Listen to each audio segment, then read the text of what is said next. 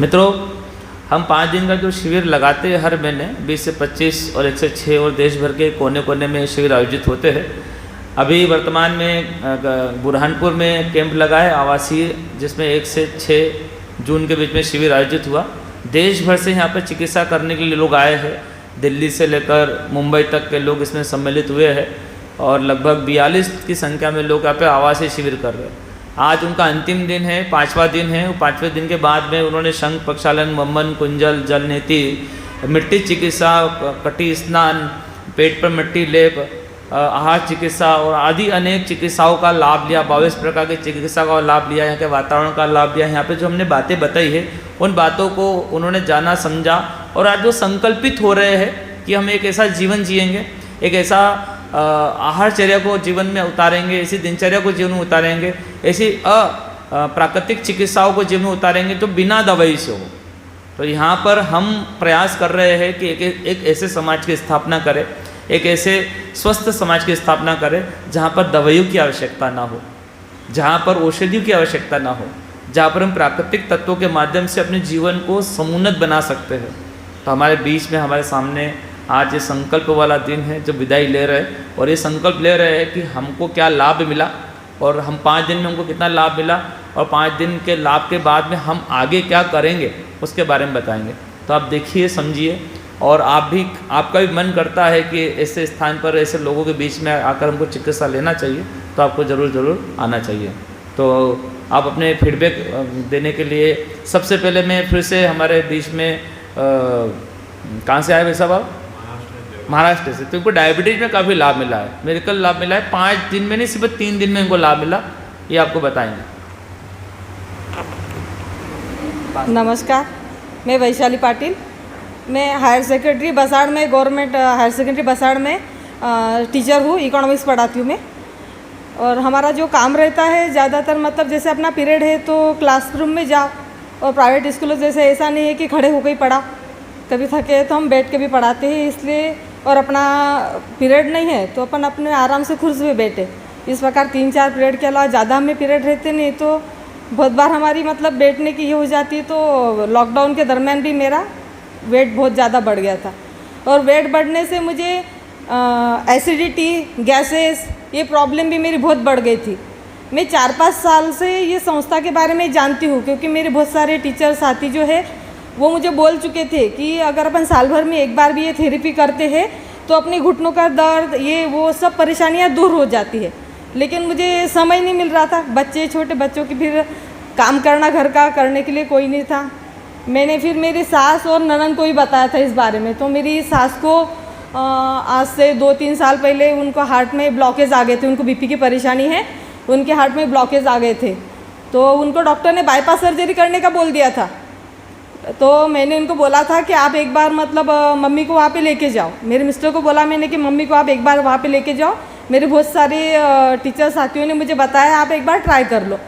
तो मेरे सास ने बोला था मैं तो बाईपास सर्जरी करूँगी नहीं, उनकी 65 की उम्र हो गई थी, मैं तो बाईपास सर्जरी करूँगी नहीं, इतना तो मेरे से झेला नहीं जाएगा। तो फिर मेरे मिस्टर उनको यहाँ पर लेके आए थे और फिर सचिन भैया ने उनको थेरेपी दी थी कि बंगाली पान है, लहसुन, अदरक और शहद, ये 3 चीज़ों को उन्होंने सिलबट्टे पर पीस के उनको लेने के लिए बोला कि 45 मिनट तक आप इसको चाटन इसका करते रहो, और कुछ एक्सरसाइज बताई थी। तो मेरी सास को उन्होंने 1 महीने तक करने का बोला। 1 महीने तक करा मेरी सास ने, लेकिन उन्होंने और वापस मतलब वो चेकिंग किए तो कोई उनके ब्लॉकेज हटे नहीं थे। तो सचिन भैया के पास वापस आ गए वो कि मेरे तो ब्लॉकेज हटे नहीं है। तो भैया ने बोला कि आपको तकलीफ़ कुछ हो रही क्या? पहले मेरी सास से चला भी नहीं जाता था, उनको बहुत दम फूलता था, बहुत तकलीफ होती थी, हार्ट में दुखता था इधर उधर। तो बोले नहीं मुझे तकलीफ़ तो कुछ नहीं है, और लेकिन डॉक्टर से चेकिंग करा था, डॉक्टर बोले अभी कभी इनको एडमिट करके सर्जरी करो या तो फिर ये मर जाएंगे हार्ट अटैक आके। तो सचिन भैया बोले आप ये थेरेपी वापस 2 महीने चालू रखो, आपको कोई तकलीफ नहीं है। तो मेरे सास ने वापस वो थेरेपी 2 महीने तक चालू रखी लगातार, और मेरे सास के पूरे 90-95% पूरे ब्लॉकेज हट गए, उनको बाईपास सर्जरी की ज़रूरत नहीं पड़ी। और उसके बाद भी मेरी सास वो मतलब योगा प्राणायाम करते रहती है। मेरे सास और ननद ने वो शिविर पहले अटेंड किया था, आज भी मेरे ननद आए हुए हैं, तो वो उन्होंने वापस से शिविर अटेंड करा। और मैं बहुत सोचती थी, लेकिन इस वक्त भी मैं मेरे ननद की वजह से शिविर अटेंड कर पाई। मेरी स्कूल खुलने के लिए 4-5 दिन बाकी थे, तो मेरी ननद बोले चल तू मेरे साथ चल, तू आना जाना करना, मैं वहाँ पे रहूँगी।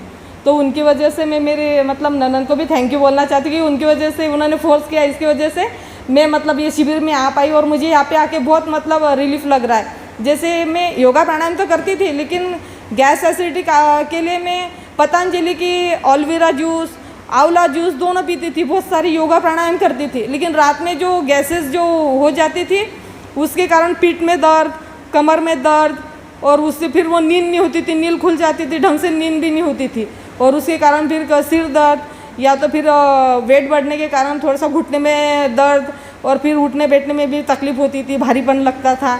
लेकिन मैं अभी 4 दिन में ही मैंने 4 दिन अब ये योगा प्राणायाम का शिविर का, आज 5वां दिन है तो फिर 4 ही दिन बोलेंगे, तो 4 दिन में ही मेरा वेट जैसे 2-2.5 किलो कम हुआ है।